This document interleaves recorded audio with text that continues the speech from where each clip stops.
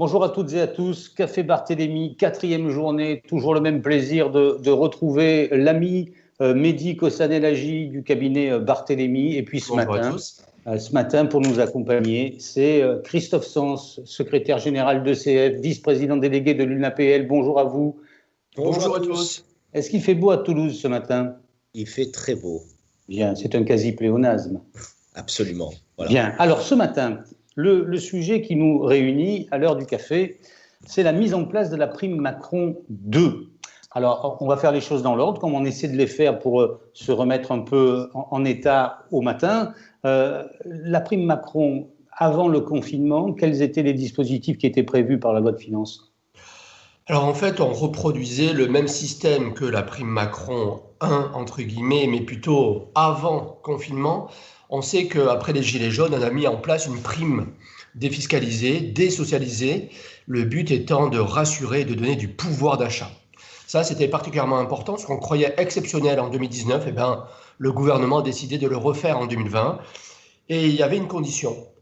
On pouvait mettre en place une prime Macron, une prime exceptionnelle de pouvoir d'achat, si j'avais un accord d'intéressement dans l'entreprise. Le but était de booster un peu l'épargne d'entreprise et de mettre en place aussi et d'accompagner l'accord d'intéressement avec une prime de pouvoir d'achat. On a, avec le confinement, subi des conditions très difficiles, très délicates, et on a décidé de lever d'abord l'obligation de mettre en place un accord d'intéressement. On va voir à partir de quel niveau, quels employeurs, et aussi de changer la modulation de la prime de pouvoir d'achat. Est-ce que je dois donner la même chose à tout le monde? Est-ce que je pourrais donner rien à quelqu'un? Tout ça, vous voyez, ça fait l'objet de notre pause café. Ah ben dis donc. Alors, Christophe, vous intervenez comme vous le souhaitez, hein, évidemment. Donc, Absolument. on a bien compris la principale différence entre la prime version avant Covid et après confinement, c'est le lien avec un accord d'intéressement. Donc ça, c'est la première chose. Christophe. Oui, tout à fait. Comme a très bien dit Mehdi, la prime Macron 1, si on devait la présenter, il fallait une contrainte, c'était de conclure ou de disposer d'un accord d'intéressement. Chose qui, dans le cadre de la crise sanitaire, a disparu. Ça, c'est la première condition pour pouvoir ouvrir à davantage de personnes. Je crois qu'il ne faut pas perdre de vue quand même le contexte. Moi, je laisserai le droit à Mehdi. Moi, je vais rester sur le contexte. Le contexte, comme il a très bien dit, il y a une crise sanitaire. Nous avons des salariés qui ont été au combat, on va faire comme ça, au front. Donc, ces salariés au front, on veut les récompenser. C'est dans le secteur agroalimentaire, c'est dans le secteur de la distribution. Mais le législateur ne pouvait pas se permettre de dire on va réserver à certains secteurs, parce que ça posait un problème, ou à certains salariés. Donc, ils ont été assez larges, et je laisserai donc Mehdi expliquer les critères qui permet aujourd'hui, si je veux être provocateur ce matin, de dire qu'un salarié peut avoir zéro. C'est-à-dire qu'au sein de la même entreprise, on peut choisir de verser cette prime à certains et pas à d'autres. C'est ça. Aujourd'hui, mais comme hier, il y avait quand même des critères d'attribution. Les critères, c'était le niveau de classification, les conditions de travail liées à l'épidémie du Covid-19 sont arrivées à cause de la crise sanitaire, mais on pouvait aussi le moduler en fonction de la rémunération, de la présence effective du salarié. Et à cause de la crise sanitaire, on s'est dit, Christophe, tu as dit aller au front, et je crois que tu reprends au fond les arguments du président de la République, c'est la guerre. Et effectivement, ceux qui sont allés au contact du Covid peuvent, c'est pas une obligation, peuvent être plus récompensés par cette action. Ils ont contribué pendant la crise sanitaire à ce qu'il y ait un maintien de l'activité, probablement plus que d'autres. Et on pourra voir aussi que même ceux qui étaient en télétravail, qui travaillaient, peut-être qu'ils n'étaient pas au contact effectivement du danger, et l'employeur peut, pas tous, mais peut décider de moduler en fonction effectivement du critère Covid-19. Ça veut donc dire qu'il est toléré que je favorise exclusivement ceux qui étaient en contact avec le Covid-19. Beaucoup de chefs d'entreprise n'ont pas décidé de faire ce choix. Beaucoup ont décidé de récompenser tout le monde parce que c'est une mesure collective et tout le monde a conscience que la PEPA, c'est une prime de pouvoir d'achat. Mais c'est vrai que certains ont décidé non pas de donner beaucoup plus au Covid-19 et zéro aux autres, mais de donner un peu à tout le monde et de majorer effectivement pour ceux qui étaient en contact et qui étaient au front, comme dit Christophe.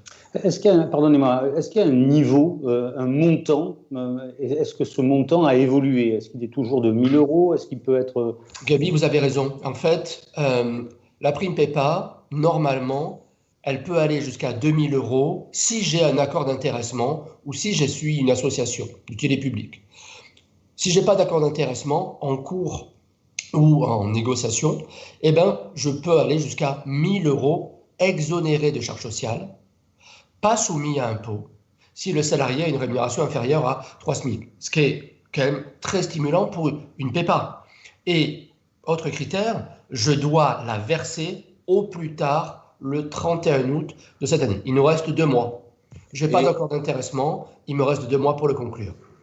Et je précise ce que dit Mehdi, c'est je peux le verser en plusieurs fois. Je peux en verser en juin, je peux en verser en juillet, et le solde, si on veut, le verser au 31 août. Dans le cadre des fameux 1 000 € ou 2 000 € si on a un accord d'intéressement, la question qu'on pourrait se poser, c'est est-ce que je peux donner plus que 1 000 €? Est-ce que je peux donner fameux 2 000 € alors que je n'ai pas d'accord d'intéressement? La question que je poserai à Mehdi, c'est ça, c'est est-ce que je peux lui donner 2 000 alors que je n'ai pas d'accord d'intéressement, ni conclu, ni en cours? Alors, je peux, sauf que je vais payer l'exonération sociale et je vais soumettre à impôt à mon salarié. Est-ce que c'est vraiment ce que je souhaite? Pas sûr. C'est pour ça que beaucoup de chefs d'entreprise vont retenir 1 000 € ou 2 000 €. Une petite précision, tous les salariés sont touchés, c'est-à-dire tous ceux qui ont un contrat de travail. Moi, j'ai des clients qui me disent « j'aimerais mettre, comme dans l'accord d'intéressement, une condition d'ancienneté ». Non.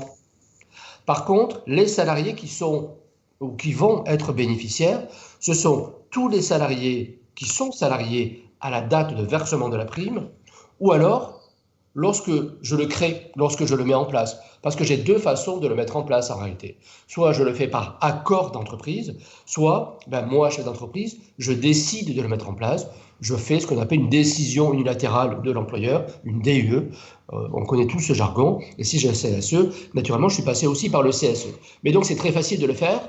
Mais les salariés, ce sont ceux qui sont présents le jour où je conclue, où je décide de le mettre en place, je formalise. Il faut le formaliser parce que derrière, il y a une exonération de cotisation sociale. Et quand il y a une exonération, il y a un organisme qui est maître dans tout ce contrôle, c'est l'URSSAF. On va me dire, Christophe, vous avez versé à Mehdi Gabi 853 €. C'est donc un salaire, puisque, a priori, quand on verse du plus, c'est forcément soumis à cotisation. Et Christophe va dire, absolument pas. J'ai un accord d'entreprise, j'ai une DUE, regardez monsieur ou madame l'URSSAF. Donc, je bénéficie du régime d'exonération. Et d'ailleurs, Mehdi et Gabi seront ultra heureux et satisfaits de savoir qu'en plus, il n'y aura pas d'imposition sur le revenu. Merci Christophe. Vous auriez donné 1 000 au lieu de 850, on aurait été encore plus heureux. Mais bon, ça, oui, mais c'est Christophe, Gabi. Hein. Oui, mais les experts comptables, on fait attention quand même, on est précautionneux. Et n'oubliez pas que c'est déjà quasiment le double ou le triple de ce qui a été donné en 2019. Je crois que en 2019, c'est 300-350 €. Hein. Absolument. J'ai une question. Une entreprise qui aurait déjà versé la prime Macron avant l'épisode du confinement, est-ce qu'elle peut, après, compléter cette prime parce qu'elle considère que les salariés ont été méritants? Gabi, vous avez raison. On peut faire un complément jusqu'à la hauteur des plafonds, 1 000 € et 2 000 €, et si tant est qu'on le formalise avant le 31 août de cette année. Il nous reste 2 mois. Christophe, une intervention? Parce que moi, j'en ai des questions, mais elles ne sont pas forcément très pertinentes. Hein. Vous savez, je ne suis que journaliste. Hein. Elles sont déjà très pertinentes. Simplement, rappeler que ça concerne tous les salariés, ça comme a été dit, qui ont un contrat de travail. Bien évidemment, les mandataires sociaux ne sont pas dans le cadre de cette prime, sauf s'ils sont en cumul, s'ils disposent d'un contrat de travail. Rappelez également que les apprentis y ont droit, donc comme tout salarié. Et je vais juste demander à Mehdi, pour le taquiner ce matin, comme on aime bien se taquiner, qu'est-ce qu'il en est quand on prête? Imaginons que j'ai des salariés dans mon cabinet et que je les prête à Mehdi. Est-ce que Mehdi, qui a une prime, est-ce qu'il va les verser à mes salariés ou pas? Ou est-ce que c'est moi qui dois les verser? Normalement, c'est prévu pour les intérimaires, mais pas pour les prêts de main-d'œuvre. C'est l'employeur qui les verse à ses propres salariés. Et donc là, par contre, tu peux, ou on peut, dans le cas de la décision unilatérale, tu pourrais considérer que le salarié que je te prête a droit à tes 853 € que tu parlais tout à l'heure.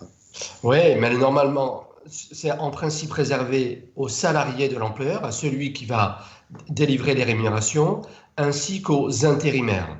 D'accord. Donc moi, je serai vigilant là-dessus parce qu'on sait qu'aujourd'hui, les critères de bénéfice sont très stricts. Et regardez avec l'URSSAF. Alors, puisque vous parlez de l'URSSAF, même si cette prime est exonérée, est-ce qu'elle doit être déclarée par l'employeur aux administrations sociales et fiscales? Toujours déclarée, et elle dépasse toujours par le même vecteur que nous connaissons tous, c'est la DSN. Donc, il n'y a aucun problème. Il y a un code spécifique qui était mené pour suivre justement ces éléments-là, mais c'est aussi à des fins statistiques. Mehdi a parlé tout à l'heure que la première prime version gilet jaune, on va dire, qui était à peu près de moins de 400 €, permet de voir quels sont les montants qui ont été globalement donnés. Moi, j'ajouterais juste un point d'attention, c'est de dire que avant de faire du formalisme, avant de décider, il faut regarder un peu le climat social. Je ne peux pas dire j'en verse qu'à certains et pas à d'autres, parce qu'il y a quand même dans les petites entreprises, on parle de TPE, il faut faire très attention au climat social, à la cohérence du groupe, donc il faut être très précautionneux quand on veut donner, parce qu'on aurait tendance, par un peu de colère, de verser qu'à ceux qui ont travaillé, c'est valable dans nos cabinets comme ailleurs.